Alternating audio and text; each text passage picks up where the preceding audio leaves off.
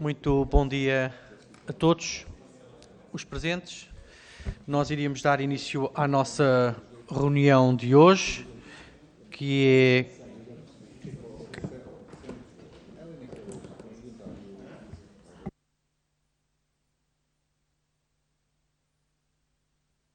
Vamos dar início então à nossa reunião. Hoje temos uma audição com a estrutura de missão Recuperar Portugal. E desde já as minhas primeiras palavras são de agradecimento em nome desta subcomissão, da subcomissão parlamentar para o acompanhamento dos fundos europeus e do PRR, e portanto ao Dr. Fernando Alfaiate, muito obrigado pela sua presença, por estar aqui connosco para esta audição sobre um instrumento muito importante para o país, que é o Plano de Recuperação e Resiliência. E por isso estas são as nossas primeiras palavras de agradecimento pela sua presença e disponibilidade para esclarecer aquilo que os diferentes grupos parlamentares possam ter como questões a colocar ao Dr. Fernando Alfaiate. Em termos de regras, de forma muito breve, recordaria que há uma intervenção inicial por parte da estrutura de missão sobre a execução do PRR, que já está ali o primeiro slide em projeção, onde temos 10 minutos para essa intervenção. Depois segue-se a primeira ronda de intervenção dos diferentes grupos parlamentares, PSD com 7 minutos, PS e Chega com 7 minutos também. Depois o Chega, Iniciativa Liberal com 6 minutos, o PCP com 5, o Bloco de Esquerda com 5 e o Livre com 3 minutos. Para quem se quiser inscrever numa segunda ronda, haverá sempre lugar a uma possibilidade de 2 minutos para uma intervenção por cada grupo parlamentar, ou para depois seguirem as respostas por parte da nossa entidade convidada. Já sabemos as regras, após a intervenção de cada grupo parlamentar, o Sr. Presidente responde a cada grupo parlamentar e depois seguimos para o seguinte. Na segunda ronda não é assim, as perguntas são todas colocadas numa só vez e as respostas também são agrupadas. E por isso, sem mais delongas, Sr. Presidente, muito obrigado, tem a palavra. Muito obrigada, Sr. Presidente, Srs. Deputados, muito bom dia.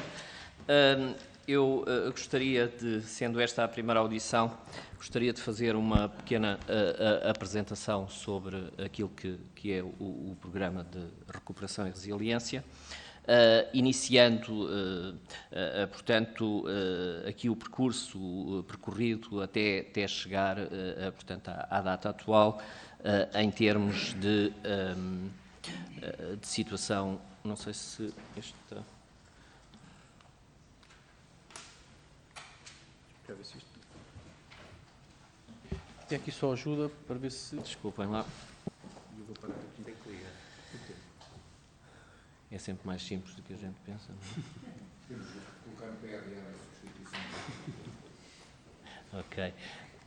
E, portanto, apresento aqui os passos para chegar até aqui, nomeadamente iniciando por referir que a apresentação do plano foi submetido, portanto, a 22 de abril, após um processo negocial longo, tendo sido Portugal um dos primeiros países a fazê-lo.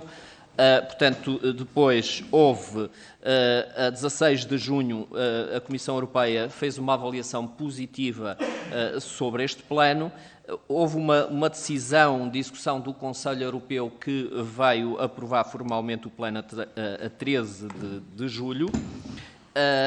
Nesta decisão do Conselho Europeu são estabelecidos exatamente os 341 marcos e metas que, portanto, são depois a razão da comprovação semestral da execução do PRR. Portanto, é aqui nesta decisão, a 13 de julho de 2021, que se estabeleceram os 341 marcos e metas e se contratualizaram depois, mais tarde, a dia 27 de julho, através de um contrato de financiamento relativamente àquilo que são as subvenções e um contrato de empréstimo relativamente àquilo que são os empréstimos, com a Comissão Europeia, e o Estado-membro estabeleceu a 27 de julho de 2021, portanto, esta contratualização.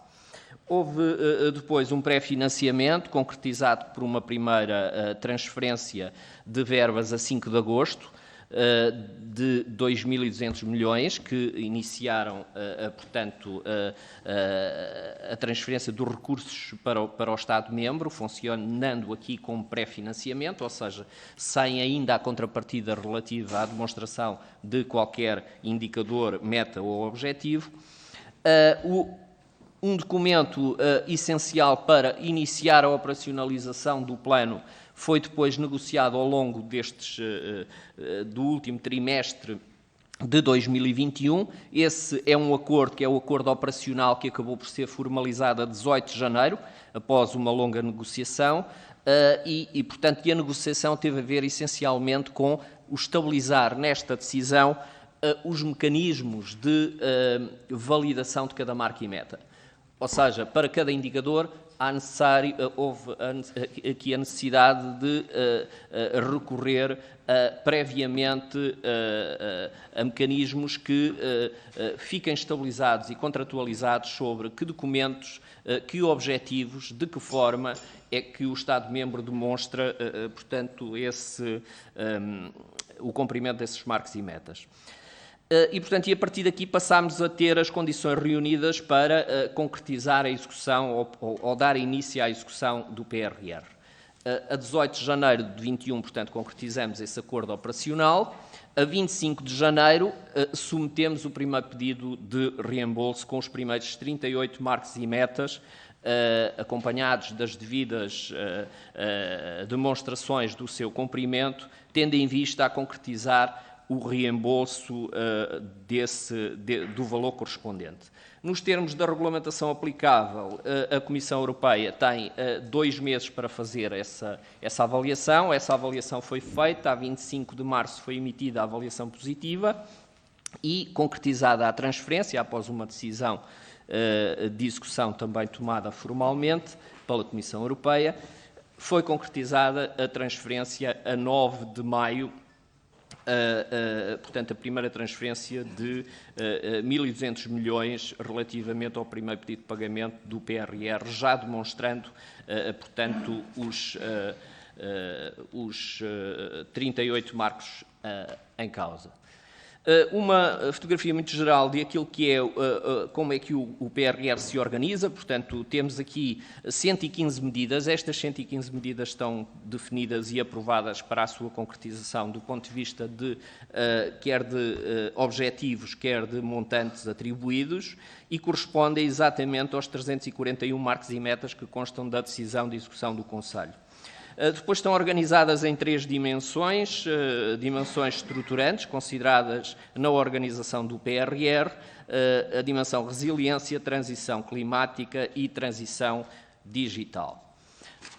Uma forma de visualização da importância gráfica de cada uma destas componentes, destacando aqui a componente 5, dedicada exclusivamente a empresas e inovação empresarial e à capitalização das empresas.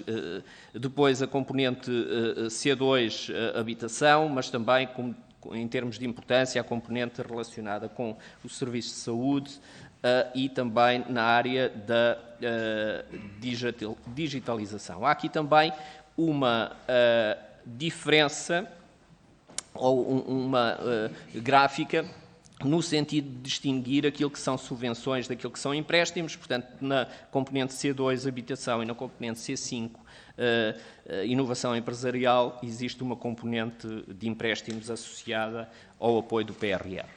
Depois, uma distribuição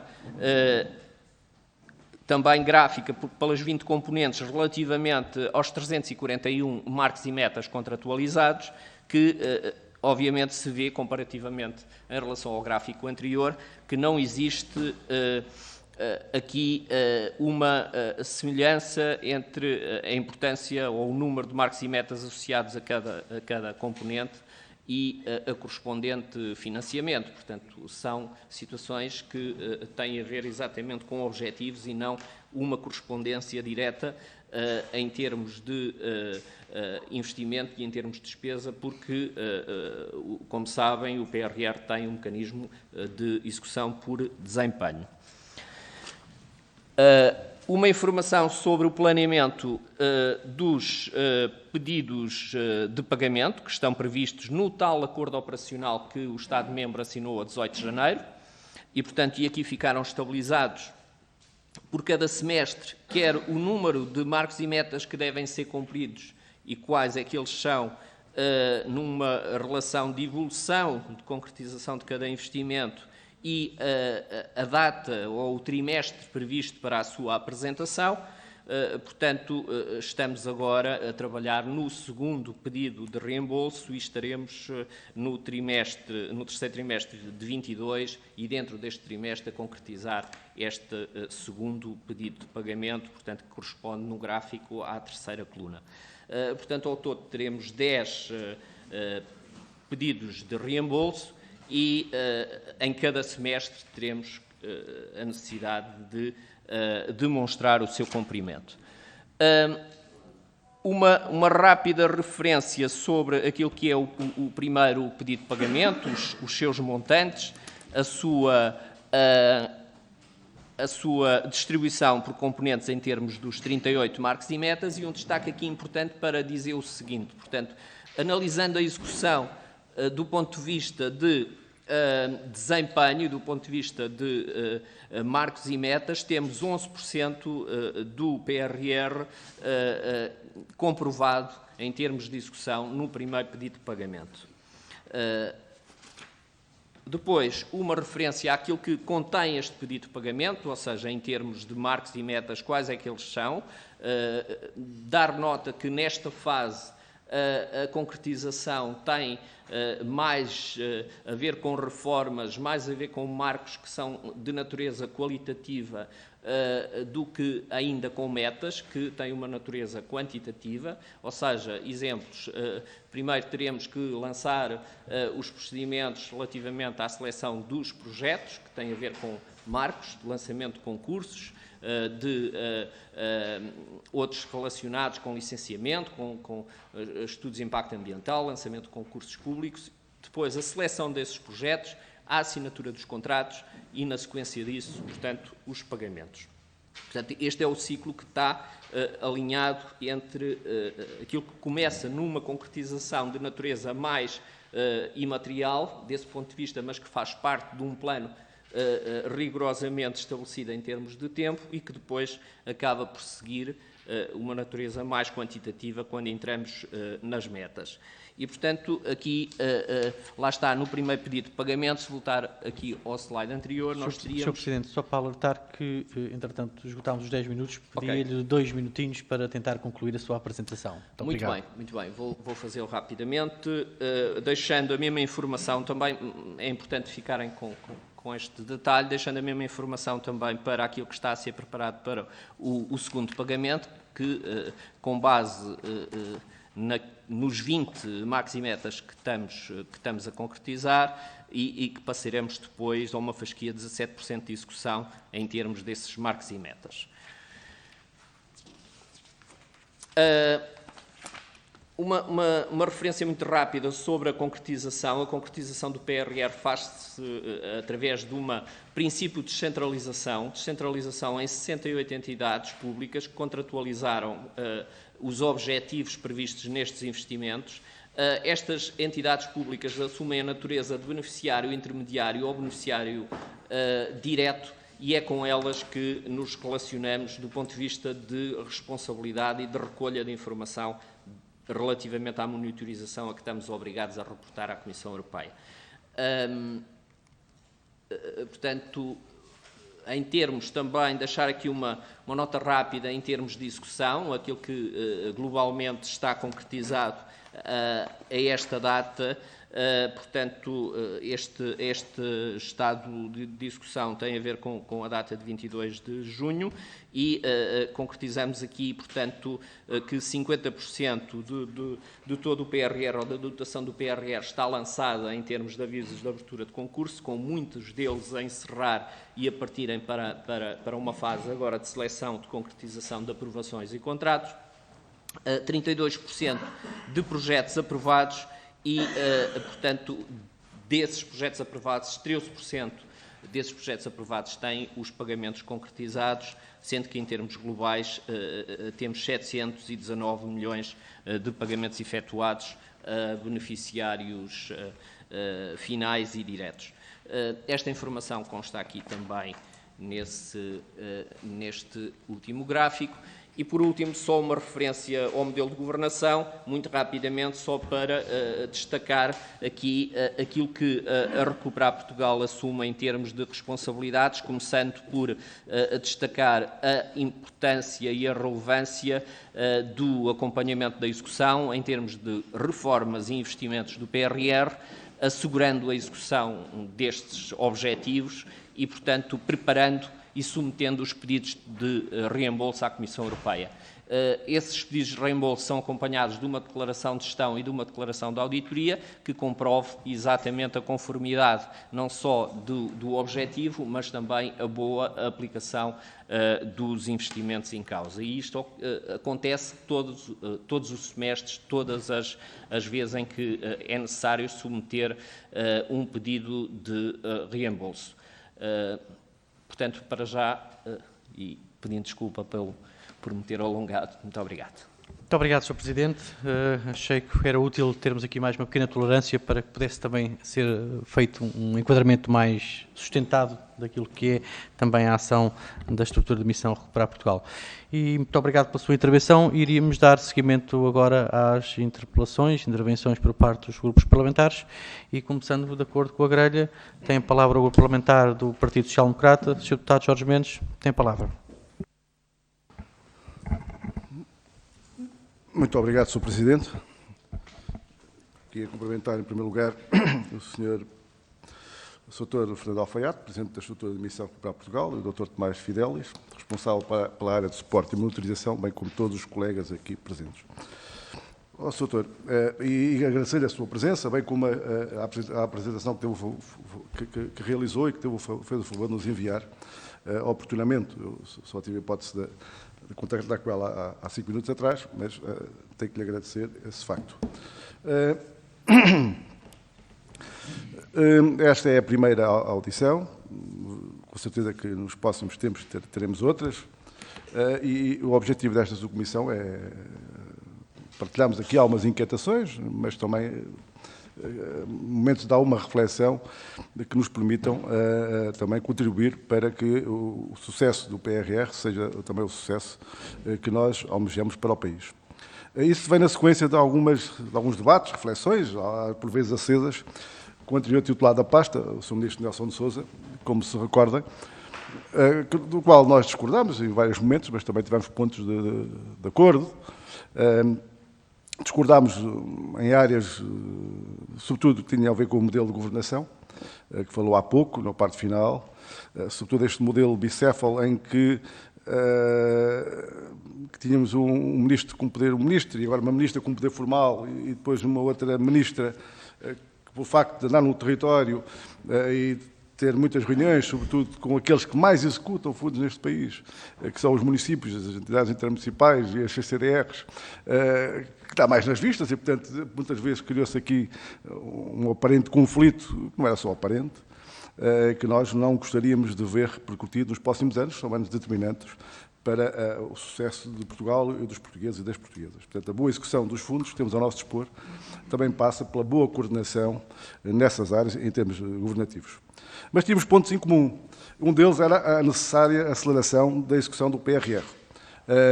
E aqui creio que se cometeram alguns excessos de voluntarismo. Portanto, temos que recordar que o PRR era sobretudo um plano de recuperação, de resposta à crise. Era urgente. E criaram-se aqui grandes expectativas de ter as verbas ao dispor das instituições públicas, e empresariais e sociais rapidamente, o que, passados quase 2 anos, é que ainda estamos na fase do lançamento do grosso dos avisos de candidaturas ao PRR e depois, mais tarde, iremos ter ao Portugal 2020. Depois passámos a ter uma grande componente de resiliência, com a necessidade de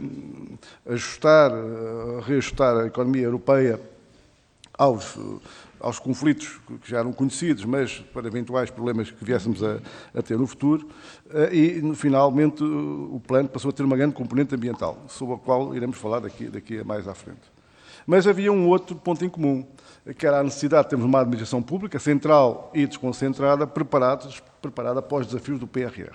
Não só no levantamento dos investimentos necessários, mas também preparada para lançar candidaturas, fazer a sua monitorização e pedidos de pagamento, como é necessário.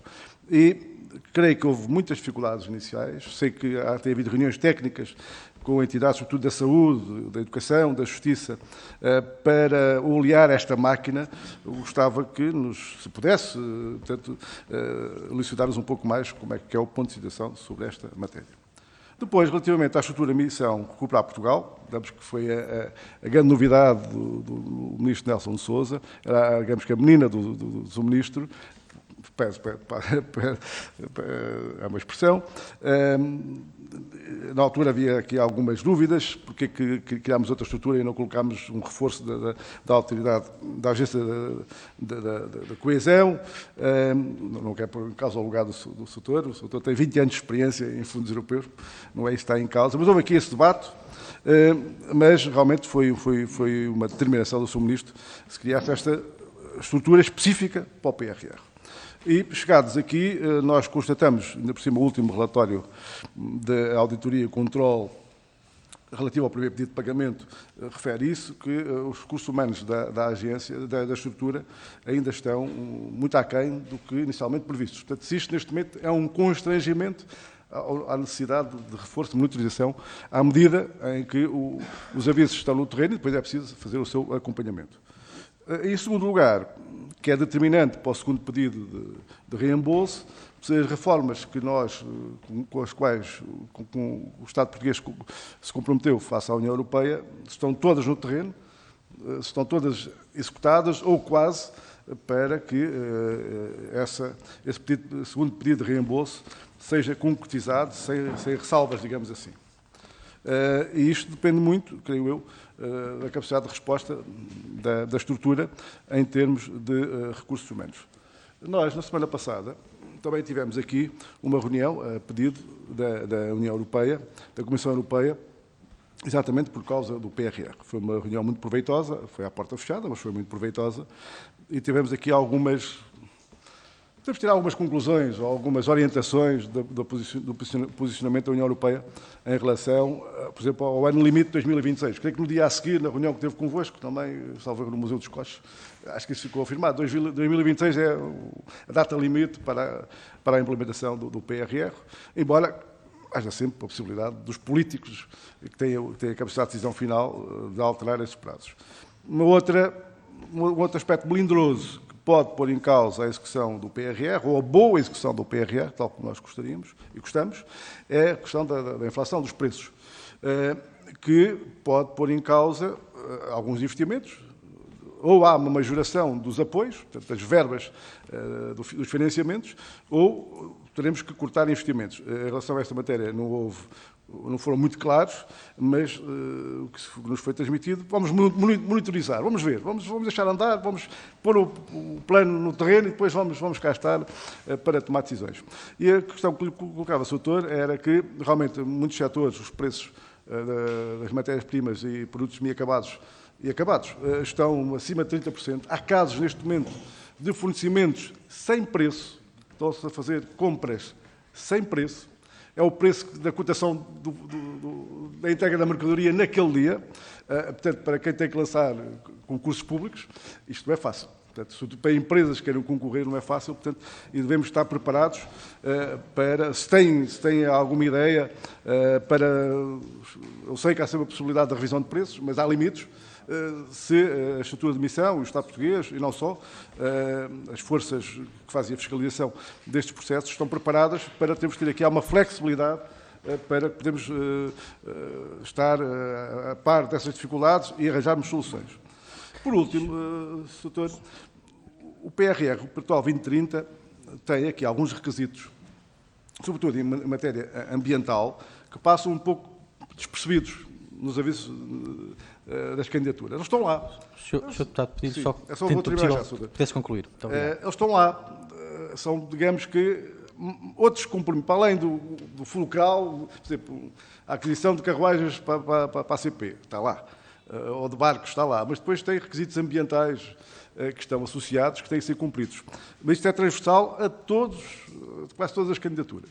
Eu sinto que, em conversa com beneficiários e projetistas, quando se fala desse assunto, que, ok, no projeto, na candidatura lá está, no projeto vai estar, a execução, vamos ver. Não temos que, eu sei que temos que executar, sobretudo ter o plano no terreno, mas se não temos que fazer aqui alguma pedagogia para não sermos apanhados em contrapé, sobretudo na fase final da execução dos projetos no terreno. E, para já é só... Muito obrigado, Sr. Deputado. Muito obrigado, Sr. Deputado. Obrigado. Obrigado, Sr. Presidente. Muito obrigado, Sr. Presidente, tem a palavra. Muito obrigado, Sr. Presidente. Sr. Deputado Jorge Mendes, muito obrigado, cumprimentá-lo também.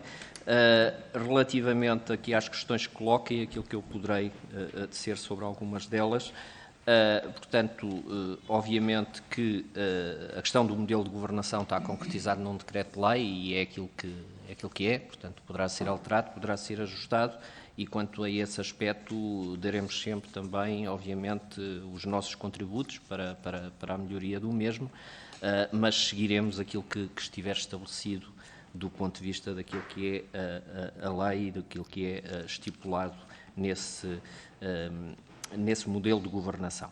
Por outro lado, dizer que, e eu salientei aqui concretamente todo o processo negocial que foi longo, não só com a aprovação do plano, mas posteriormente com um conjunto de outros documentos que foram necessários negociar com a Comissão Europeia e, portanto, Sr. Deputado, não estamos aqui a falar de 2 anos, estamos a falar no máximo de 1 ano, se tivermos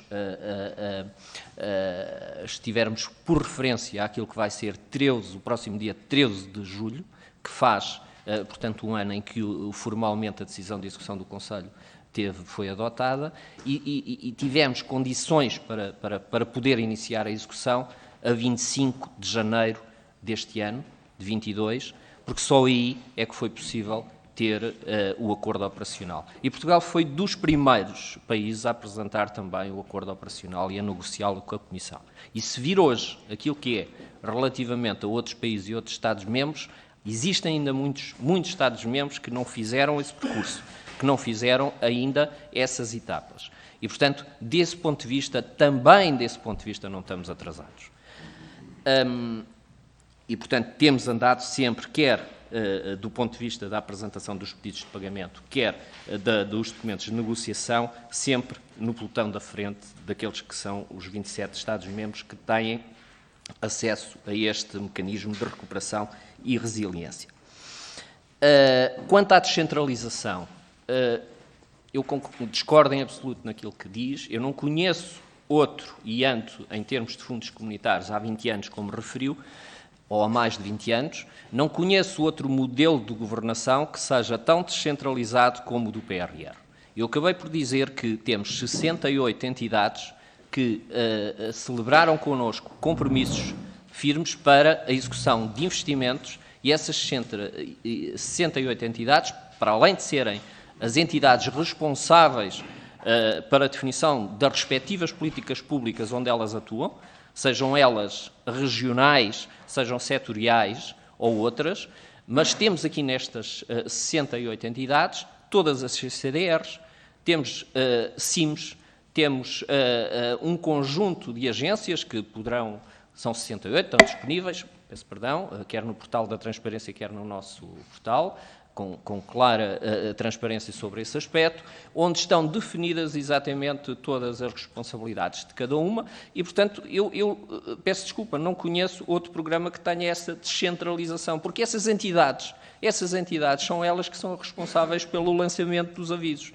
são elas que são responsáveis pela recepção das candidaturas, são elas que são responsáveis por definir exatamente os critérios que são mais adequados às prioridades das responsabilidades que essas entidades representam.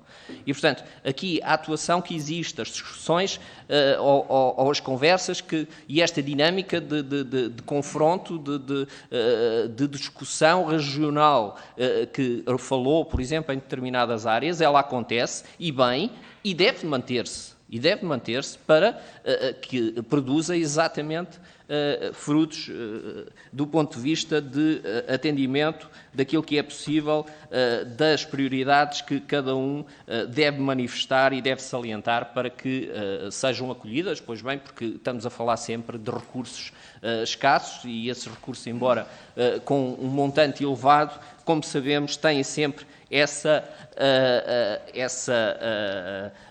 escassez e, portanto, apesar de estarmos a assumir aqui um contexto de disponibilização de fundos com alguma dimensão, existe sempre a preocupação, obviamente, da boa execução. Quanto à questão da estrutura de missão Recuperar Portugal e o facto de o conjunto do quadro que está destinado a esta agência, a esta entidade de 60 pessoas ainda não está completo. Já anunciámos, já fizemos essa referência claramente, que o vamos fazer durante este mês. Portanto, atualmente temos 46 pessoas e, portanto, até final do mês completaremos esse quadro de pessoal. Portanto, houve aqui uma última fase que teve a ver com o processo de recrutamento que demorou mais algum tempo do que estávamos à espera, portanto, e isso vai nos ajudar concretamente, como refere, inclusivamente para o segundo pedido de pagamento, porque precisamos de toda esta equipa a trabalhar em pleno e focados até final de setembro para submetermos o pedido de pagamento e recolhermos todas as evidências necessárias, inclusivamente testá-las antecipadamente com a Comissão Europeia. Portanto, esse é o nosso objetivo, objetivo temporal e objetivo relacionado com os próximos 20 marcos e metas que estamos, neste momento, a recolher todas as evidências e a confirmar que toda a documentação e toda a constatação necessária e que consta do acordo operacional está confirmada e fazemos-lo diariamente, digamos assim, eu posso dizer isso, com a equipa da Comissão Europeia, que esteve aqui na semana passada em Portugal e portanto, confirmamos com eles antecipadamente portanto, é um trabalho conjunto, porque o modelo de governação do PRR é centralizado na Comissão Europeia e, portanto, desse ponto de vista, há aqui responsabilidades que temos que partilhar com eles e eles connosco e portanto, antes de darmos por cumprido um marco ou meta, confirmamos exatamente essa situação relacionada. Sobre duas coisas muito rápidas, sei que já estou a chegar ao fim. Portanto, a data de 2026, sim, foi confirmada que será 2026 e, portanto, não há alterações, nem está conhecida essa alteração em cima da mesa do ponto de vista da alteração do regulamento. O regulamento comunitário vai ser alterado, define essas regras e essa data e, portanto, ela não está prevista ser alterada e, portanto, temos que jogar com as regras que são estas. É exigente, poderíamos agora aqui ter outra interpretação, mas é isto. E sobre a inflação, portanto, obviamente que existe agora a possibilidade e a Comissão Europeia também já o afirmou, de fazer uma revisão do ponto de vista de alguns investimentos concretos, não todos, mas aqueles que se justificam e que têm um efeito direto entre aquilo que tinha sido o custo estimado inicial e aquilo que é o custo atual. Obrigado. Muito obrigado, Sr. Presidente. Peço desculpa por esta minha tentar fazer cumprir aqui há algum tempo, porque se desliza num, desliza noutro e, portanto, nós depois acabamos aqui já em cima de uma próxima reunião que temos mais tarde e, por isso, peço a todos a melhor compreensão pelo facto de, quando se aproxima o tempo, de alertar para esse efeito. Muito bem, da parte do Grupo Parlamentar do Partido Socialista tem agora a palavra a Sra. Deputada Fátima Pinto. Por favor, Sra. Deputada. Muito obrigada, Sr. Presidente. Aproveito para informar que irei partilhar esta intervenção com o meu colega José Rui. Agradecer a presença do Sr. Presidente da Estrutura de Missão Recuperar Portugal, Dr. Fernando Alfaiate, assim como do Dr. Tomás Fidelis, que o acompanha, e cumprimentar todos os colegas. Obrigada por esta apresentação. Ficamos a saber mais alguns dados sobre a concretização do PRR, nomeadamente que 100% da dotação está contratada com então, 68 entidades públicas, que são responsáveis pela implementação dos 139 subinvestimentos, que 50% da dotação já foi disponibilizada em 165 avisos lançados por beneficiários intermédios, que 32% da dotação se encontra aprovada a beneficiários diretos e a dotação paga a esses beneficiários diretos é de 4%. Tendo em conta estes números e tendo em conta também esta informação da Comissão Europeia de que o prazo do PRR é obrigatoriamente 31 de dezembro de 2026, a questão que se coloca é se Portugal tem então a capacidade de execução do PRR, tendo em conta as suas prioridades e tendo em conta esta data limite. Importa perceber se até ao momento Portugal está ou não a atingir as metas traçadas pela União Europeia, isto é, se estão a ser cumpridos os indicadores de avaliação que asseguram o cumprimento de todas as metas e marcos necessários para o cumprimento e recebimento do financiamento do PRR. Sabemos que no início deste ano foi solicitado o primeiro pedido de pagamento, que cumpria com todos esses pressupostos, daí que foi aprovado e liquidado, e julgamos então que no final do mês de setembro será colocado o segundo pedido de pagamento. Importa então saber se terá o mesmo sucesso do primeiro, esperemos que sim, seria sinal que estariam a ser cumpridos todos esses pressupostos acordados. Seria também importante que esta monitorização do cumprimento de metas fosse realizada não só por dimensões e por componentes, como temos visto na apresentação, mas também por regiões, no 2, no 3, eventualmente, de forma a ser possível escrutinar se existe ou não algum desajustamento na execução do PRR nas diversas regiões. Relativamente à monitorização, mais propriamente dita, a questão que lhe deixo é se está a ser seguida uma estratégia de auditoria e controlo para monitorizar a atribuição e execução dos fundos, nomeadamente num sistema de controle interno que previna de forma eficiente situações de conflitos de interesses, de fraudes, de corrupções ou de duplos financiamentos. Por fim, já foi falado aqui do risco da inflação e a questão do aumento do preço dos combustíveis, que pode afetar a execução do PRR, e foi também noticiado a semana passada que Portugal iria receber mais 1.634 milhões de euros em subvenções para o PRR. Foi confirmado já pela Comissão Europeia e trata-se de um acréscimo de 11,7%. A questão que lhe coloco, Sr. Presidente, é se já existe alguma orientação relativamente à aplicação destes fundos, nomeadamente se poderão servir para o reforço das rúbricas que poderiam então estar afetadas com o risco da inflação, ou se poderão surgir novos projetos dentro das prioridades já estabelecidas a serem financiadas pelo PRR. Muito obrigada. Muito obrigado. Eu queria começar por cumprimentar o Dr. Fernando Alfaiate e o Dr. Fernando Fidelis, agradecer-lhes a apresentação que nos trouxeram e dar aqui só algumas notas em relação ao que ouvimos hoje. Primeiro, uma nota de que o Partido Socialista fica descansado do ponto de vista, partindo do princípio de que as coisas estão a correr dentro daquilo que é previsto e sendo certo de que aconteceram nos últimos meses na Europa, está a decorrer uma guerra que, quando foi desenhado este plano, não estava no horizonte e, portanto, vem alterar as circunstâncias em que decorre este plano e precisamos acautelar as consequências desta guerra e, portanto, e minimizar o mínimo o impacto na execução deste plano. Depois, tecer aqui duas ou três considerações em relação àquilo que foi a intervenção, a consideração do PSD num pós-congresso e naquilo que tem a ver também com as conclusões desse mesmo congresso. Já se notou aqui um pequeno alinhamento da estratégia do PSD, nomeadamente aquilo que é o não à regionalização.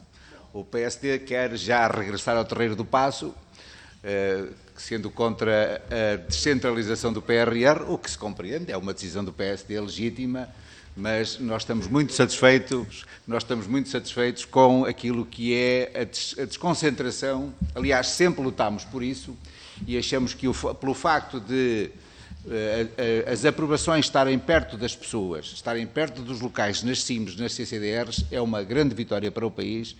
E o facto de serem 68 as entidades que têm esta possibilidade é bom para o país, é bom para a democracia e a estrutura, tendo esta esta supervisão, nós achamos que é para o território importante. Eu acho que era importante nós também esclarecermos, e a estrutura esclarecer, uma ideia que às vezes trespassa no país, de que este PRR está feito para as áreas metropolitanas e que não está feito para um país. Eu acho que é importante esclarecermos, desmistificarmos isto que não corresponde à verdade, uma vez que as medidas são transversais, não estão focalizadas aqui ou ali, são medidas por áreas, mas às vezes quem quer enganar os portugueses faz transmitir esta ideia de que o PRR está desenhado para as grandes áreas metropolitanas e que não acompanha todo o território. Acho que também era importante o Sr. Presidente dar aqui uma nota sobre isto. Quanto ao resto, queria felicitar-vos pelo trabalho que está a ser desenvolvido, que está, do ponto de vista do Partido Socialista, a ser bem executado, e queria colocar-vos para terminar a questão se estas condicionantes que referi no início da minha intervenção poderão ter impacto na execução e se até 2026 nós vamos conseguir executar o PRR como previsto inicialmente. Muito obrigado. Muito obrigado, Sr. Deputado José Rui Cruz. Sr. Presidente, tem aqui várias questões também. Tem a palavra. Muito obrigado. Ok, muito obrigado, Sr. Presidente.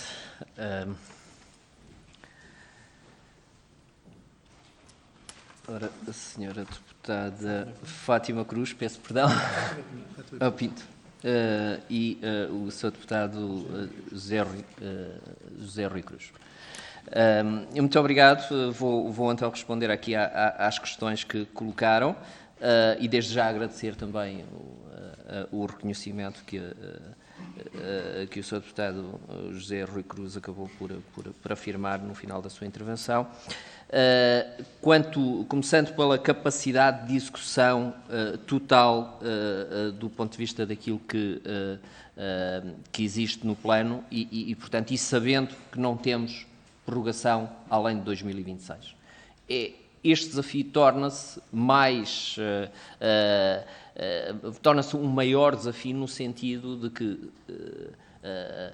temos aqui um conjunto de investimentos que, conjugando com a conjuntura atual de inflação e de ruptura de cadeias de abastecimento, de situações de escassez de mão de obra,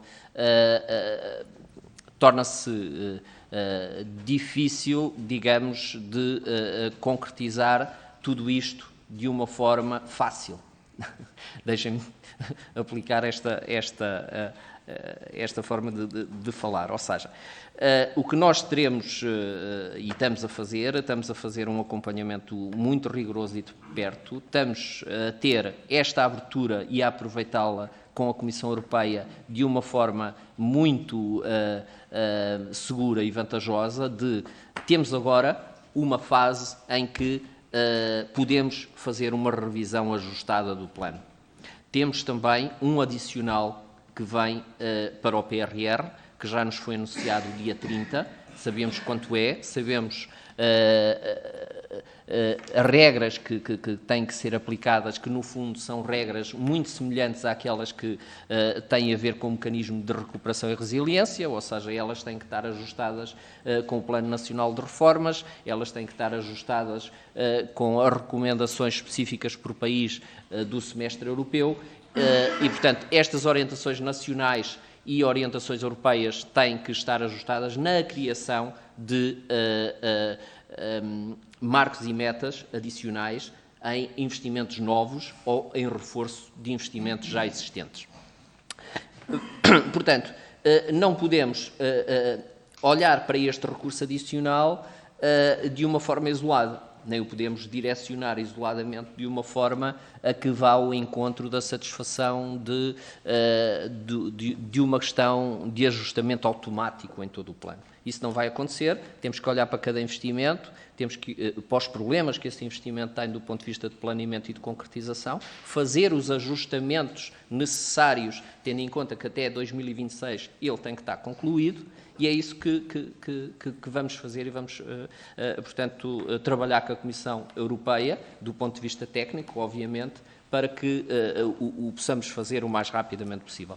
O regulamento europeu está a ser alterado para permitir exatamente isso e para introduzir também outras prioridades que a Comissão Europeia encontra como necessárias, como, por exemplo, um programa relacionado com a questão da autoeficiência energética, do REPowerEU, que querem, que a Comissão Europeia colocou em cima da mesa para os Estados-membros também aproveitarem esta oportunidade de revisão e poderem conjugar essas prioridades. Está na mão dos Estados-membros e da política definida em termos de Estados-membros definirem essas prioridades com esta abrangência e esta condicionante que existe, mas dentro daquilo que a estrutura de missão tem conhecimento sobre a execução dos investimentos, continuamos exatamente focados em concretizar os objetivos do plano, não só semestre a semestre, porque isso é importante, se o fizermos, e que como estamos a fazer agora, estamos a cumprir o plano, como também a questão de 2026, porque nós também nunca pensámos noutra data até agora. Portanto, trabalhamos sempre com esta. E existem circunstâncias e condicionantes que, entretanto, surgem inesperadamente.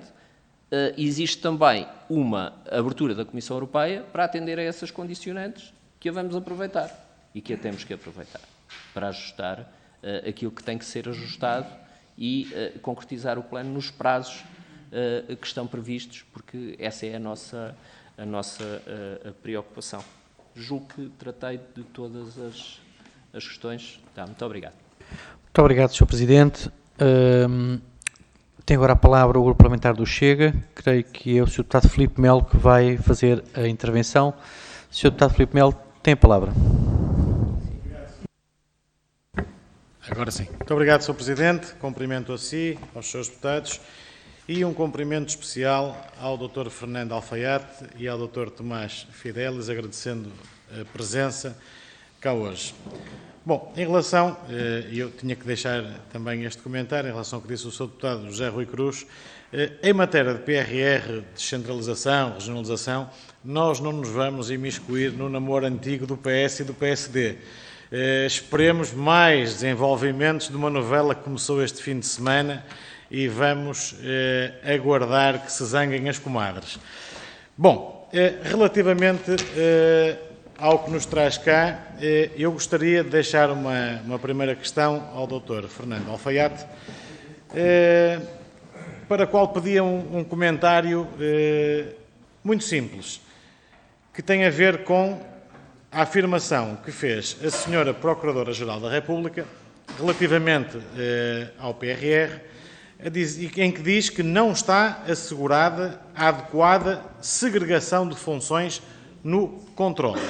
Portanto, é uma afirmação forte do Ministério Público, em que acaba também por citar a estrutura Recuperar Portugal, quando diz que o órgão, neste caso a Comissão de Auditoria e Controlo, deve supervisionar e realizar auditorias ao funcionamento do sistema de controlo interno implementado na estrutura de missão Recuperar Portugal e, por outro lado, deve emitir os pareceres prévios aos pedidos de desembolso preparados para esta mesma estrutura de missão. Portanto, é uma afirmação que consideramos bastante importante e pertinente e para a qual gostaria do comentário do Sr. Dr. Fernando Alfaiate. Relativamente aos timings, nós tivemos a oportunidade de ouvir com atenção há cerca de uma semana e meia a Sra. Diretora-Geral da SG Recover, em que disse que não há uma segunda oportunidade em termos de timings. Portanto, disse esta senhora, com a sua experiência toda nesta matéria, que vê com muita dificuldade que Portugal consiga cumprir até final de 2026 tudo o que está estipulado e que não haverá prolongamento de tempo porque as instituições não o vão conceder. Portanto, tendo em conta esta afirmação, eu perguntava ao Sr. Doutor também se acha, se bem que é muito difícil, todos nós sabemos disso, se acha ainda assim possível atingir essa meta do cumprimento a 100% da aplicação das verbas que estão destinadas pelo PRR. Depois, gostaria também, e não me vou alongar muito mais, que o Sr. Presidente pediu-nos contenção do tempo e eu vou cumprir esse pedido, deixar-lhe só mais duas questões. Uma, dentro dos pilares fundamentais do PRR, que são 6, consideram que exista algum que mereça uma especial atenção ou que seja um desafio maior no que respeita a prevenir, detectar, reportar situações de possíveis irregularidades e fraudes? Se sim, qual ou quais e porquê? Por fim, perguntar-lhe também se no PRR, portanto, a resiliência concentra 60% das subvenções.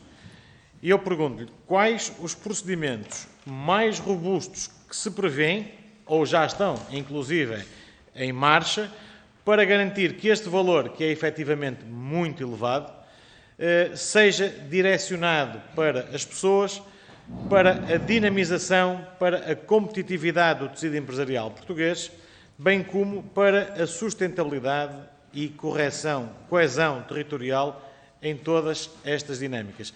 Para já fico por aqui, Sr. Presidente, para não monopolizar muito mais tempo. Muito obrigado. Muito obrigado, Sr. Deputado Filipe Melo, pelas suas questões e também pela gestão do tempo e o contributo que deu à subcomissão nesta otimização do tempo. Sr. Presidente, tem a palavra para responder ao Sr. Deputado Filipe Melo, do Partido Chega. Obrigado, Sr. Presidente. Obrigado, Sr. Deputado Filipe Melo. Relativamente à questão que coloca em relação ao relatório da Sra. Procuradora, portanto, esta é uma questão levantada que tem a ver com a Comissão de Auditoria e Controle e, portanto, não está diretamente relacionada com a questão da estrutura de missão. Explicando melhor, a Comissão de Auditoria e Controle é um órgão independente, no sentido de exercer a sua função de auditoria portanto, exerce essa função de auditoria, peço perdão, em duas vertentes. Primeiro, assegurando o sistema de controle interno e a sua conformidade com aquilo que está previsto nas regras, quer do PRR, quer da regulamentação europeia, e, por outro lado, emitindo parecer prévio antes da submissão dos pedidos de pagamento. E, portanto, sobre as considerações feitas relativamente a essa comissão neste relatório, têm que ser vistas numa sede relacionada com a própria Comissão de Auditoria e não me permite, desse ponto de vista, de ser aqui considerações sobre a questão de autoridade independente de auditoria. 100% das verbas do PRR, respondi há bocado relativamente a este aspecto. Sabemos também que a Comissão Europeia afirmou a data limite de 2026, portanto acabou por afirmar na semana passada, na visita que fez aqui no primeiro encontro anual que tivemos. Como lhe digo, não é uma novidade para nós enquanto estrutura técnica, porque nunca tivemos outra data, ou seja, nunca tivemos indício de outra data, até porque o regulamento europeu que está a ser discutido e que está em cima da mesa há alguns meses já não fala de alteração dessa data e, portanto, não seria para nós uma novidade que a Sra. Diretora-Geral chegasse e dissesse que podíamos ter mais 2 anos. Era bom, mas isso não aconteceu. Portanto, e obviamente que não estávamos à espera dessa flexibilidade. A flexibilidade que existe é a flexibilidade que eu já referi, de investimento a investimento, olharmos para esta oportunidade que temos ainda este ano para ajustar o PRR e ajustá-lo em função daquilo que são os preços daquilo que é a nova conjuntura e daquilo que poderá representar também o acréscimo adicional, não só daquilo que já estava previsto no regulamento, mas também de outras fontes de financiamento que poderão vir associadas ao programa REPowerEU.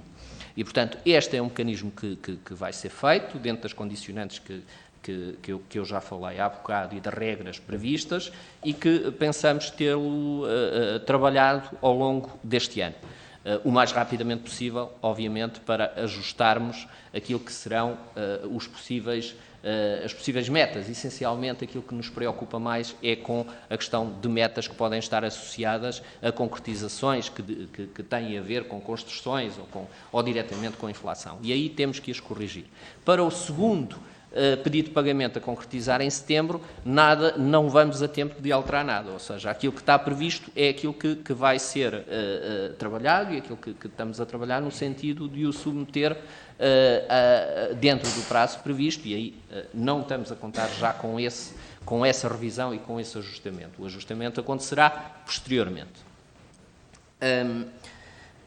Quanto à questão dos pilares fundamentais, 6 pilares, suponho que se refere àquilo que está previsto em termos de prioridades da Comissão Europeia e no qual, obviamente, também se colocam toda esta nossa vertente relacionada com a comunicação de irregularidades e fraudes. Nós temos um sistema de controle interno que prevê esses canais. Ele foi robustecido a seguir a esse pedido de pagamento. Nós concretizamos o pedido de pagamento em janeiro. Dar nota também que a aprovação do PRR não tinha um marco estabelecido previamente sobre a definição em concreto do sistema de controle interno. O que é que isto quer dizer? Alguns países, a maioria dos países, tiveram exatamente uma condicionante, um marco específico para, antes de apresentarem o primeiro pedido de pagamento, deverem, portanto, discriminar detalhadamente, de forma mais densificada, aquilo que é o sistema de controle interno. Aquilo que estava previsto no nosso PRR, quando foi submetido, já previa uma descrição suficiente para que a Comissão avaliasse positivamente esse ponto e não colocasse a condicionante relativamente à existência de um marco específico para a definição do sistema de controle. Tanto é que nós já tínhamos previsto uma auditoria prévia da Inspeção-Geral de Finanças que faria esse trabalho antes de diagnóstico, antes de submissão do pedido de pagamento. E foi feito, e há um conjunto de recomendações para robustecermos o nosso sistema de controle, que estamos a trabalhar intensamente para serem tratadas, entre as quais as preocupações aqui subjacentes de fraude, de conflito de interesses, corrupção, prevenção destes pontos e monitorização da existência ou da eventual existência de duplo financiamento. Portanto, são estes os 4 pontos ou os 4 pilares que abarcam esta construção do sistema de controle interno do PRR, contando com a ajuda da Comissão Europeia. Porquê? Porque nós, desde o primeiro dia, olhando para este PRR, olhando para este mecanismo que necessita de uma definição diferente daquilo que existe e, não obstante o bom track record que Portugal tem do ponto de vista de gestão, de fundos e do ponto de vista de visibilidade na Comissão Europeia a esse nível, há coisas novas, há uma metodologia nova a ser fixada e a Comissão Europeia disponibilizou-nos, através da DG Reform, um programa de assistência técnica específico para a construção do sistema de gestão e controle do PRR. É muito importante este projeto para nós, enquanto Estado-membro, porque é também um projeto que vai ter a sua disseminação por outros países. E vai ser, portanto, digamos que o fixado uma boa prática que vai ser também utilizada noutros países. Portanto, terminando, não é? Tem que ser. Tem que ser, Sr. Presidente. Tá, muito obrigado pela atenção. Vamos ter que agora passar a uma nova intervenção e, portanto, daria agora a palavra ao Sr. Deputado da Iniciativa Liberal, Sr. Deputado Carlos Guimarães Pinto. Muito obrigado. Muito obrigado, Sr. Presidente. Saúdo todos os deputados, saúdo também o Dr. Fernando Alfaiate e o Dr. Tomás Fidelis, agradecendo a disponibilidade para estarem aqui hoje.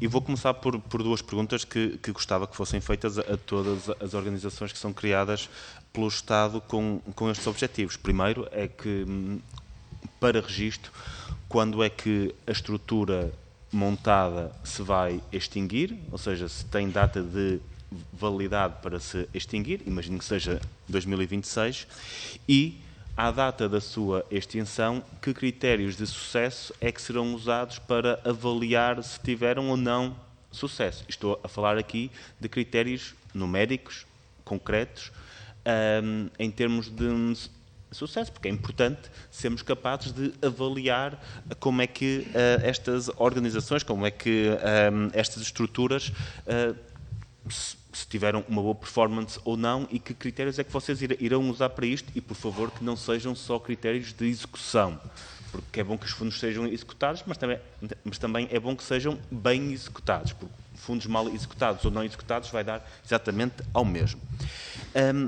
Hoje saiu uma notícia no Jornal Público que, de acordo com o Público, a empresa Plurys Investments receberá mais de metade dos apoios já aprovados à recapitalização das empresas. Estamos a falar de 40 milhões de euros em menos de 80 milhões de euros que foram distribuídos por 12 empresas diferentes. Era importante perceber porque é que esta empresa, em específico, de todas as candidaturas que foram apresentadas, das 12 que foram aceites, porque é que esta empresa recebeu cerca de 52% de todos os fundos à recapitalização? Que critérios é que foram usados para isto? Ou seja, esta empresa foi mais afetada do que as outras? Esta empresa, especificamente, a Plurys Investments, tem mais expectativas de retorno do que as outras? E que critérios é que foram usados?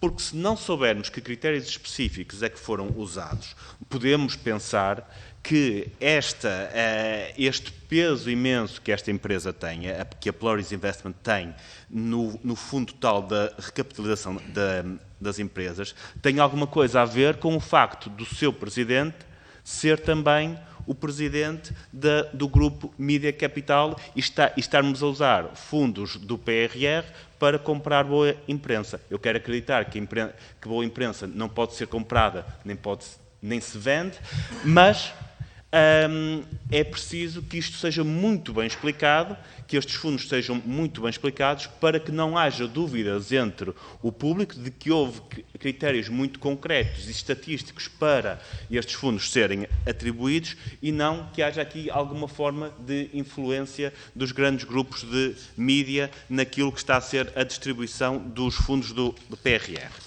Em segundo lugar, nós tivemos aqui a visita de elementos da Comissão Europeia. Disseram-nos que, apesar da guerra na Ucrânia, não haverá extensões no prazo de execução do PRR para lá de 2026, e também nos disseram que a Comissão Europeia não tem orçamento suficiente para supervisionar a aplicação dos fundos do PRR, portanto, isso ficará do lado das autoridades nacionais. Ora, tendo em conta estas duas observações, a questão que vos ponho vai exatamente neste sentido.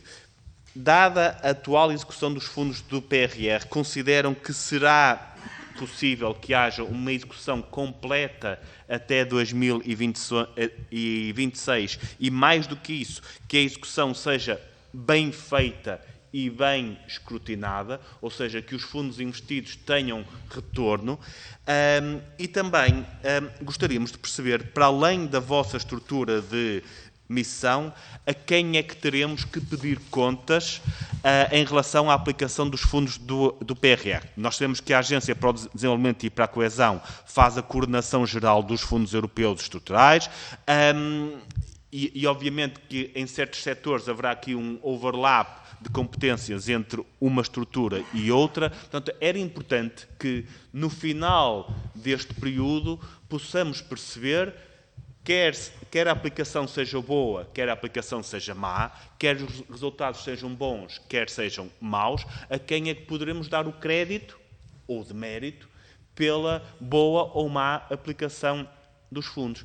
Porque eu tenho a certeza que se os fundos acabarem bem aplicados e tiverem um bom retorno, não faltará quem queira tirar créditos disso, mas se acontecer os fundos não serem bem aplicados ou não terem o retorno que nós esperamos, o que eu não gostava de ver era organizações e estruturas a passar as culpas de uns para os outros, portanto, de forma muito clara de quem será a responsabilidade pela boa aplicação dos fundos. Muito obrigado.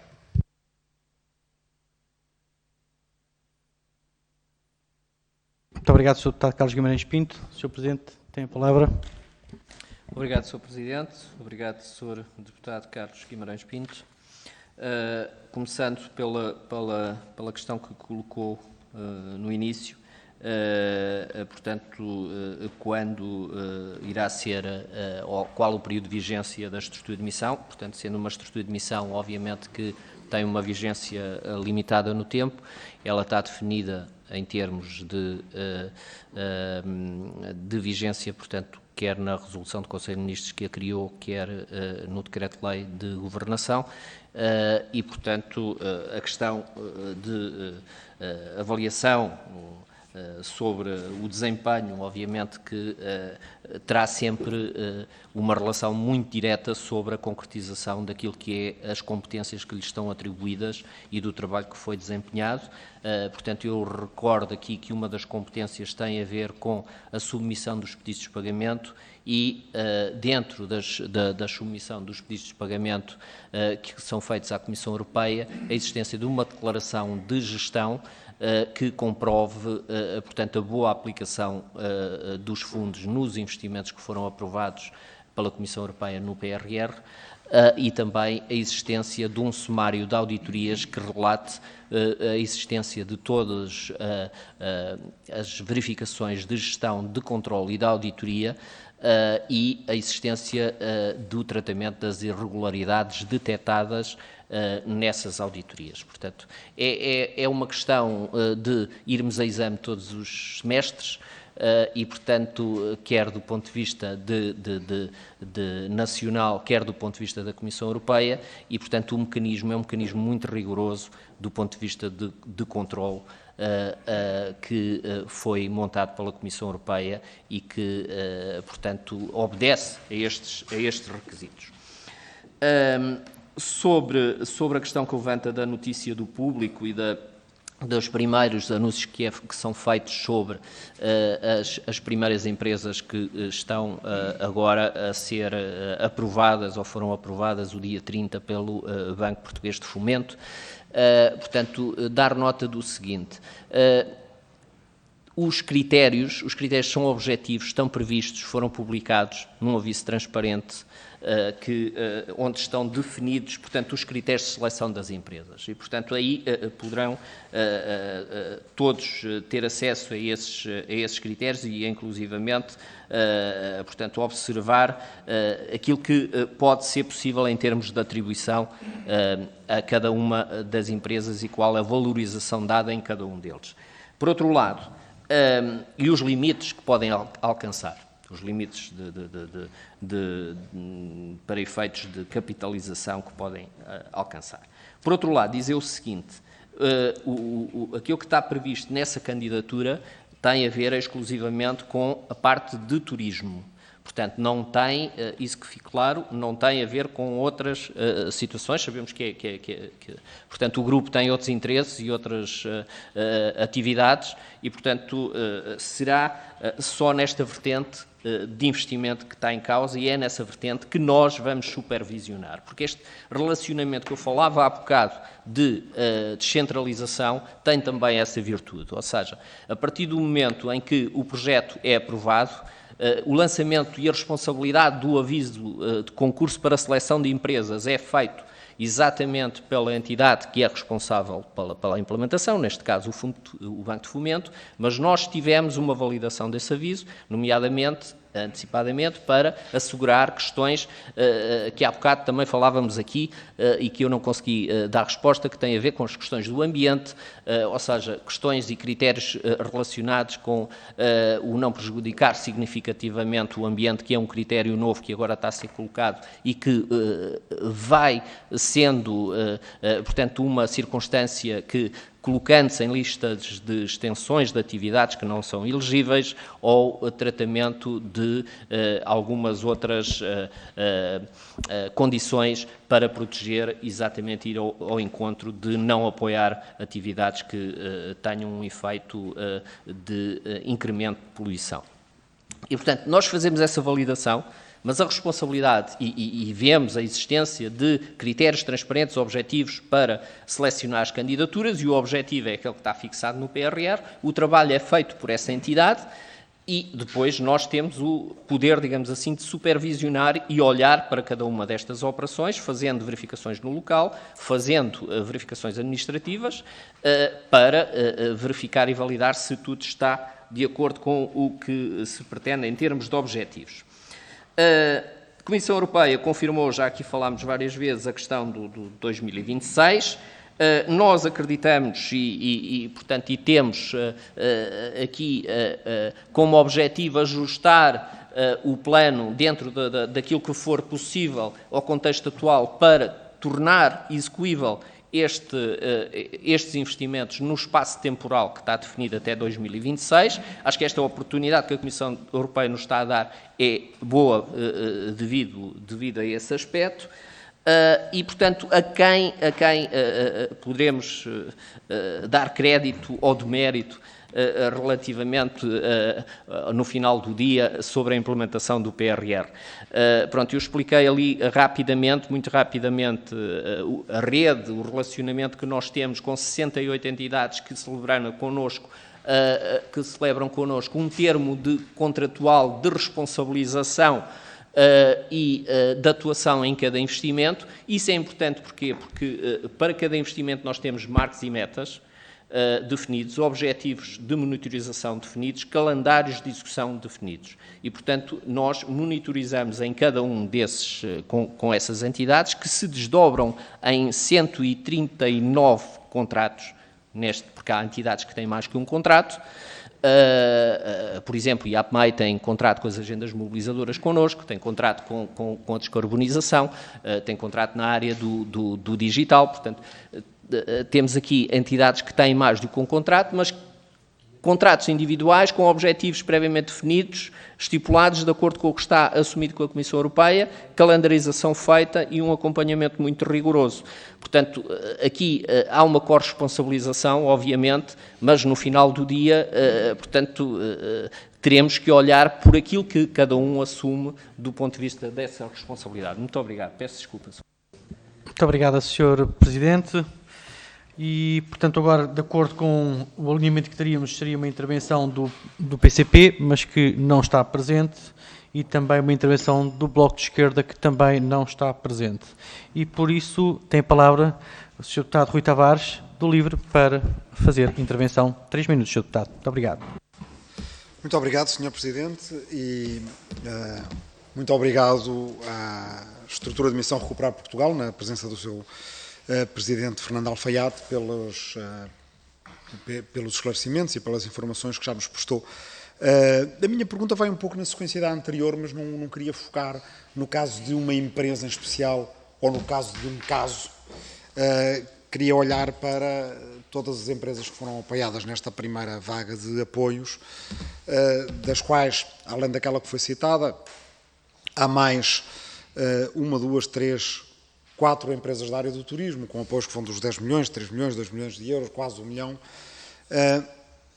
O turismo é certamente um setor muito importante para a economia nacional.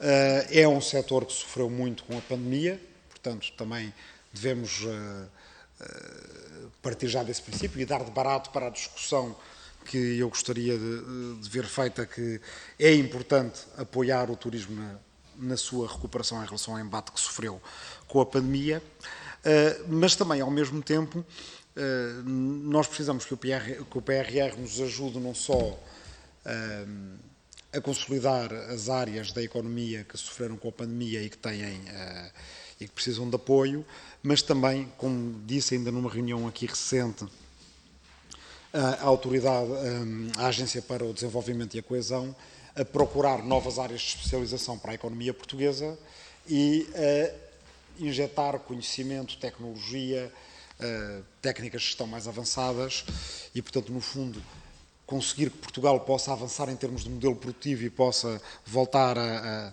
acelerar nos seus ganhos de produtividade noutras áreas que não aquelas que nós já temos.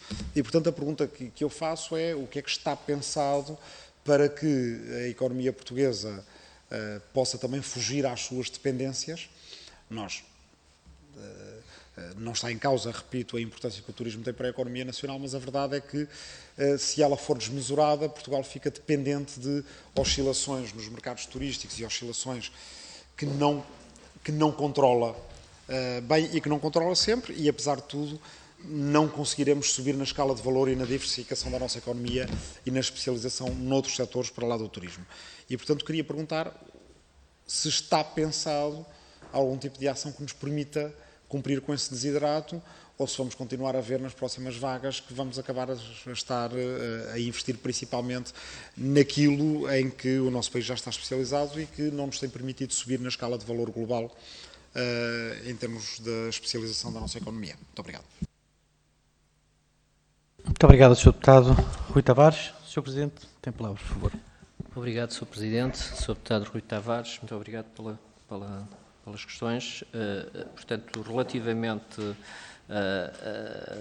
à questão que coloca de qual é que é, digamos assim, aqui o ponto que poderemos assinalar no PRR que nos permita, de uma forma estruturante, caminhar no sentido da alteração de perfis de especialização que vão mais ao encontro de setores mais intensivos em conhecimento e que nos permitam um maior valor acrescentado.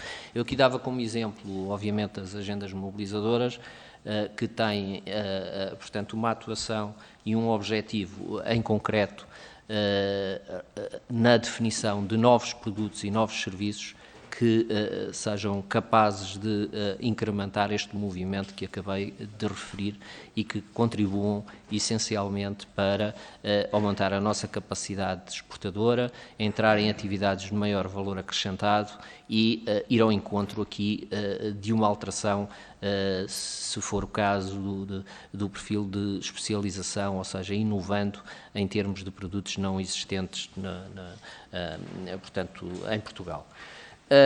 Outra grande vantagem que nós temos, ou outra grande,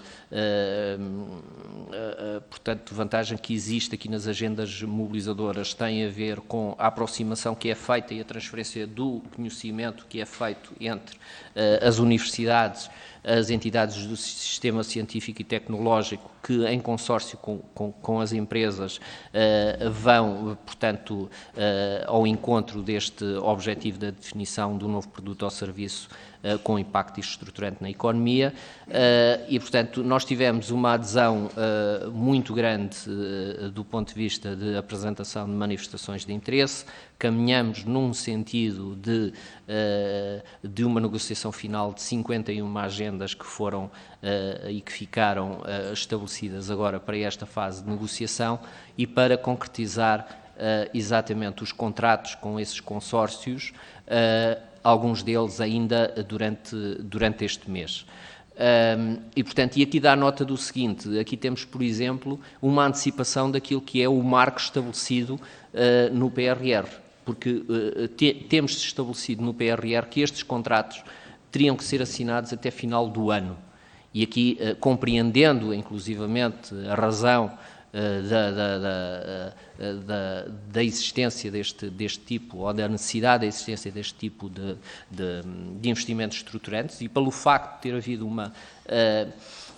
um movimento muito favorável ao surgimento de investimentos, é de aproveitar e de incrementar e colocar todos os esforços do ponto de vista da administração pública para que consigamos aprovar pelo menos algumas dessas agendas o mais rapidamente possível, de forma a que elas comecem a executar e possamos definitivamente fazer os pagamentos às respectivas empresas. Portanto, porque o PRR tem, exatamente aqui nesta componente 5, a grande fatia de apoio às empresas, não só pelas agendas mobilizadoras, mas também pela capitalização. A capitalização conjuga-se também das empresas, conjuga-se também nesta componente como o reforço da autonomia financeira que as empresas têm que ter para depois concretizarem os seus investimentos. Obviamente que a questão do turismo é sempre uma questão que vem de uma consequência nos últimos anos, ou dos anos mais recentes, com algumas fragilidades do ponto de vista de capitalização, porque acabou por sofrer fortemente com a questão da pandemia, e poderá ter reflexo até nas primeiras candidaturas que agora estão a ser analisadas, mas devo dizer que este concurso específico são 400 milhões e aqui estamos a falar de 76 que foram aprovados agora nesta primeira fase. Portanto, e ao todo, para a capitalização das empresas e neste domínio, temos 1.300 milhões para serem, portanto, aplicados na capitalização das empresas até final do PRR. Portanto, outra vertente que eu poderia assinalar aqui do ponto de vista de competitividade, mais na área da competitividade, mas também da sustentabilidade, tem a ver com a descarbonização. Um projeto, uma componente dedicada exclusivamente à descarbonização da indústria, mas que também abarque outras atividades intensivas em energia e, portanto, que estão na ordem do dia do ponto de vista de construção de melhor competitividade das empresas, de caminhar numa economia de competitividade sustentável e, neste ponto, é também mais um toque que eu queria deixar aqui no final. Muito obrigado, Sr. Presidente. E com esta sua explicação terminamos a primeira ronda. Tenho 2 inscrições para a segunda ronda da parte do Grupo Parlamentar do Partido Socialista. Pergunto também do Partido Social Democrata, temos uma intervenção do deputado Jorge Mendes e creio que não haverá mais nenhuma outra intervenção para esta segunda ronda. Sendo assim, começaria por dar a palavra ao Sr. deputado Pedro Cegonho para colocar a sua questão. Muito obrigado. Muito obrigado, Sr. Presidente. Caros colegas, queria começar, obviamente, por agradecer a presença da estrutura de missão Recuperar Portugal e agradecer a apresentação e os vários esclarecimentos que foram dados ao longo desta reunião e desta audição, que tem sido muito interessante. Agradecer ao Sr. Presidente e aos colegas a possibilidade de intervir nesta ronda, dado que a minha missão é na Comissão de Administração Pública, Poder Local e Ordenamento do Território, mas como coordenador do grupo parlamentar lá, entendi que é importante também acompanhar estas matérias e, portanto, gostaria, em primeiro lugar, de subscrever a afirmação da Sra. Deputada Fátima Pinto, quando salientou que era importante termos uma visão de dashboard da aplicação das dimensões ao nível territorial, portanto, e aqui permitam-me acrescentar não só ao nível das unidades estatísticas NUTS 2 e 3, mas até a um nível administrativo, do ponto de vista da área dos municípios, porque essa visão transversal a todas as dimensões do ponto de vista do território é importante, porventura não tanto ao nível de uma dimensão de execução global, mas ao nível de quem acompanha o território, de quem acompanha o ordenamento e o poder local, ter uma visão mais desagregada do PRR. Depois, permitam-me saudar a existência de uma forte aplicação do princípio de segregação de funções na MRP, dado que se percebe que existe, de facto, uma forte componente de monitorização no dia-a-dia do funcionamento da estrutura, ao mesmo tempo com um forte sistema de controle interno implementado. E tenho pena de não estarem já todas as forças políticas presentes, mas quem gosta de acompanhar estas matérias e que o faça sem demagogia e com seriedade, deve começar por ver tudo aquilo que, de uma forma transparente, a MRP tem publicado no seu site, nomeadamente um código de ética e conduta, um grande manual de procedimentos internos, o plano de gestão de riscos de corrupção e infrações conexas, um manual de gestão de risco e um documento com mais de 800 páginas que descreve o sistema de gestão e controle interno do PRR. E, portanto, quando queremos abordar estas matérias com seriedade, começamos por aqui, por preparar-nos, por ler e depois então colocar as questões a quem deve responder por elas e agradecer a vossa presença. Muito obrigado. Muito obrigado, Sr. Deputado Pedro Segonho, pela sua questão. Sr. Deputado Jorge Botelho, tem a palavra, por favor. Agradecer e cumprimentar o Dr. Fernando Alfaiate e o Dr. Tomás Fidelis. A minha questão está muito relacionada com aquilo que o meu colega Pedro Segonho acabou de dizer sobre a estrutura de controle e monitorização e os receios que sempre um pacote destes financeiros tem a priori sobre a questão da monitorização e controle. O certo é que a União Europeia tem vindo a aprovar e até libertou um conjunto de verbas e a União Europeia não liberta verbas porque lhe parece que liberta verbas. Liberta porquê? Porque a estrutura encadeada de monitorização e controle e do cumprimento dos prazos e dos planos deu pareceres favoráveis para que isso pudesse acontecer e eles são próprios monitorizáveis até de uma forma sucessiva até que isso aconteça. Eu queria dar só duas notas que me parecem importantes e uma questão também, que é, parece-me que Portugal andou muito bem nesta matéria do PRR. Primeiro, foi dos primeiros a apresentar o plano, segundo, foi dos primeiros europeus a ter o plano aprovado e depois teve a ousadia e bem, apesar de, depois de confundir descentralização com falta de controle, que é misturar tudo e fazer um mau serviço ao país, descentralizou por 68 entidades que contrataram e depois desmultiplicou um conjunto de entidades que lançam os avisos.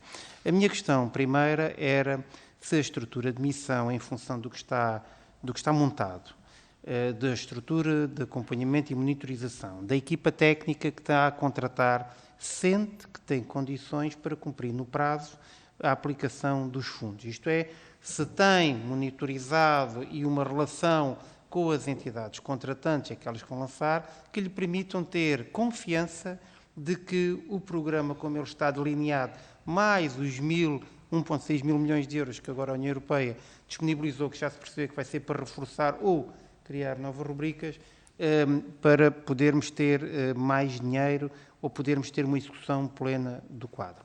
Segunda nota tem a ver com um conjunto de medidas específicas dentro dos eixos daquelas eixos estratégicos que temos no plano. Há duas ou três que obviamente nos preocupam, todos são importantes, a capitalização, mas a mim, como algarvio, preocupa-me a questão da água e preocupa-me a questão da saúde. No particular da questão da água, gostava de saber se há algum receio que os avisos possam não ser lançados atempadamente, isto é, se podemos ter uma projeção de que os avisos serão lançados e poderemos ter a execução pós-planos. Como sabem, a questão do plano hídrico, nomeadamente no Algarve, ainda por cima em ano de seca, é absolutamente crucial e que, obviamente, não seria bem visto qualquer desvio sobre um cumprimento de prazo. Muito obrigado. Muito obrigado, Sr. Deputado Jorge Botelho, pela sua questão. E para fecharmos esta ronda e também as questões nesta audição, tem a palavra o Sr. Deputado Jorge Mendes, do Grupo Parlamentar do PSD. Muito obrigado, Sr. Presidente. Eu ia começar exatamente pela intervenção dos últimos dois intervenientes, os deputados do Partido Socialista, Nuno Segonho e Jorge Botelho. E realmente Portugal, quem tem acompanhado a execução dos fundos europeus, Portugal tem tido acesso desde 85, que tem sido feito um grande trabalho em termos de auditoria e controle, fiscalização, auditoria e controle, prevenção de fraudes. E creio que quem contacta diretamente com a possibilidade de efetuar candidaturas, só o carregar uma candidatura já tem em si digamos que um poder de controle, de certa maneira, é um obstáculo para qualquer intenção premeditada do uso indevido dos fundos europeus. E depois, todos os pedidos de pagamento são sempre acompanhados de grande exigência pelas entidades que fazem essa supervisão e controle. E, portanto, nós estamos naquela franja, há sempre algumas irregularidades, não quer dizer que haja fraude. Muitas vezes existem irregularidades que podem ser ou não resolúveis, mas às vezes, quando não são resolúveis, têm que ser devolvidas as verbas que foram recebidas indevidamente, não de forma ilegal. E, portanto, esse trabalho tem sido feito e creio que, neste momento, temos os mecanismos que salvaguardam, digamos que, o bom desempenho de acordo com os princípios da legalidade que tem que estar subjacente a todas estas verbas que estão ao nosso dispor em termos de União Europeia. A pior coisa que nós podemos fazer é, em determinadas intervenções que são mais públicas, em especial de entidades políticas, porem em causa essa mesma legalidade, ou criar dúvidas. Porque isto em Bruxelas tem um efeito, digamos, amplificador, como aconteceu, infelizmente, no passado, quando foi das estradas, da candidatura das estradas, da rede viária, no quadro comunitário anterior. E a dificuldade depois que o Governo, na altura, do PSD-CDS, teve em conseguir convencer a União Europeia. Depois, dizer-vos que, em relação ao deputado José Rui, eu não queria falar de questões partidarista aqui, nós não temos, os deputados do PSD não têm nenhuma orientação ainda da nova liderança do partido, não houve nenhuma reunião entre o líder do partido e o parlamentar tem a sua autonomia e, portanto, nós aguardamos serenamente por esta reunião e pelas orientações que venham sobre a descentralização ou sobre qualquer outra matéria. Mas eu, quando falei da questão, há pouco, das entidades, dos beneficiários intermédios e finais, em relação às entidades públicas, estava-me a referir concretamente a algo que eu sei que tem acontecido, de alguns beneficiários finais que têm que preparar as suas candidaturas a avisos que foram lançados e vão ser lançados, nomeadamente na área da saúde, se estavam ou não preparados para. Eu sei que tem havido reuniões técnicas até de alto nível, com ex-governantes do governo anterior, para preparar a máquina, no caso da saúde, também na educação, para concretizarem essas candidaturas, que não é fácil. São entidades que raramente têm que fazer candidaturas e, portanto, era isso que me dissesse, se realmente prevê alguma dificuldade nessa matéria. A gente quer é que chegue ao terreno, aos beneficiários finais, e quanto mais próximo da Junta de Freguesia ou do Sr. Manel e da Sra. Maria, melhor. Isso é que nós Muito obrigado, Sr. Deputado.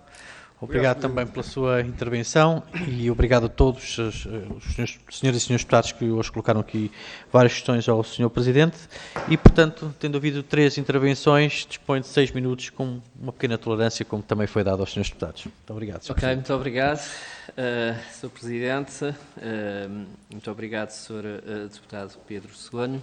Muito obrigado, Sr. Deputado Jorge Botelho, também, começando por aqui relativamente à questão do dashboard ao nível territorial, que é uma questão importante e para a qual sentimos todos falta portanto, que temos estado intensamente também a trabalhar nesse objetivo.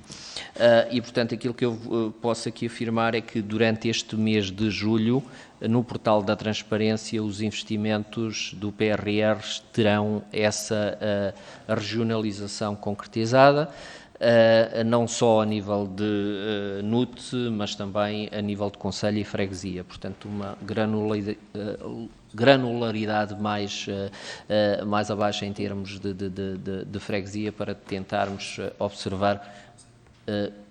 Conselho? Conselho, peço perdão. É a nível de conselho. E, portanto, isto estará disponível, portanto, estamos em articulação quer com a ADC, quer com a AMA, que são as entidades que aqui, portanto, articulam para incluir a informação que vem do PT 2020 e do PRR e ser colocada no portal da transparência. A estimativa será, portanto, que a existência desta nova valência a curto prazo. Depois, sobre a questão a nossa equipa técnica, a equipa técnica da estrutura de missão de Recuperar Portugal, sendo, portanto, que há a possibilidade da aplicação dos fundos dentro do prazo estabelecido Portanto, eu julgo que já aqui afirmei esse nosso sentimento, essa nossa vontade e, portanto, de concretizar exatamente o trabalho dentro do plano que está definido. Julgo que não seria possível se não tivéssemos agora a oportunidade de fazer as correções que, portanto, têm em conta o contexto atual. Seria utópico estar aqui a dizer que as coisas não mudaram, todos sabemos, já aqui referimos, e portanto, mas a partir do momento que se consegue do lado da Comissão Europeia esse entendimento que é possível ajustar em função deste contexto, nomeadamente as metas, mantendo o condicionalismo do prazo final, portanto, é isso que vamos fazer e acreditamos que isso será suficiente para a concretização do plano. E isto é um plano que todos, como disse, todos os dias tem atualizações e todos os dias tem discussões de um acompanhamento muito contínuo que não nos faz descansar sobre qualquer dos marcos e metas que temos para alcançar no final do mês, ou no final do trimestre, ou no final do semestre. Portanto, afirmando esta positividade de faça-se o ajustamento adequado e obviamente que vamos conseguir concretizar este plano tão relevante para o nosso país. Sobre a questão do plano hídrico do Algarve, portanto, nós já lançámos alguns concursos e portanto, não temos nota de atrasos em termos de concretização do investimento. Obviamente que alguns concursos públicos tiveram alguma dificuldade na contratação de empresas que não afetam a questão final da concretização do investimento ou da meta, porque estamos em tempo de lançar novamente e retificar a situação, mas que faz parte exatamente deste contexto que referimos, mas não temos qualquer indicação de atraso e, portanto, sendo uma característica muito específica e muito vincada do PRR, que este plano hídrico na questão do Algarve possa vir a resolver muitos problemas de abastecimento de água naquela região e que apostamos muito, ou o PRR aposta muito nesse investimento. Sou deputado Jorge Mendes, portanto, exatamente, quer dizer, esta questão do comportamento histórico que temos tido enquanto Estado-membro nos diversos quadros comunitários de apoio tem incrementado substancialmente o rigor e o controle. Certamente é conhecedor daquilo que seria no início do primeiro KCA1 a concretização de uma candidatura, ou, embora na altura não se falasse em questões de formulário eletrónico, mas portanto, o controle em si, até por isso mesmo, porque não havia dados estruturados, era difícil de fazer. Hoje temos um rigor, uma regulamentação muito exigente desse ponto de vista. O edifício foi crescendo de uma forma brutal, do ponto de vista das regras, essencialmente dos fundos estruturais. Não é por acaso que a Comissão Europeia cria um mecanismo à parte, que é este mecanismo de recuperação e resiliência, exatamente para testar uma nova forma de atuação do ponto de vista da gestão com os Estados-membros e que está, portanto, a ser comprovada atualmente, mas que é diferente e que não se baseia num conjunto de regulamentos existentes como estão nos fundos estruturais, que condicionam tudo o resto, mas estamos a começar e faço votos para que isto não complique, não é? Porque às vezes a questão do receio e das auditorias e tudo isso vai no sentido de constituir aqui um equilíbrio. É certo que temos que controlar, mas é certo que também temos que ter capacidade de execução célere e rápida para não perder o efeito desejado dos investimentos. E, portanto, os formulários agora conseguem ter exatamente um conjunto de valências, de validações eletrónicas que, à partida, afastam alguns erros logo inicialmente.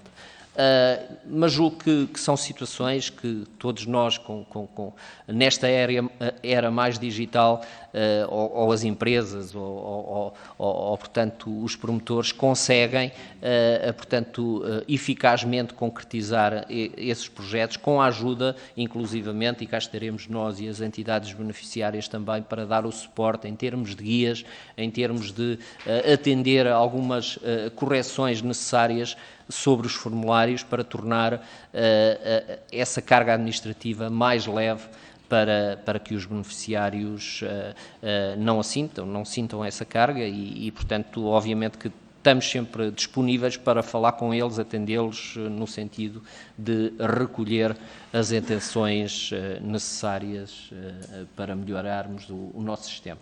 Muito obrigado. Muito obrigado, Sr. Presidente.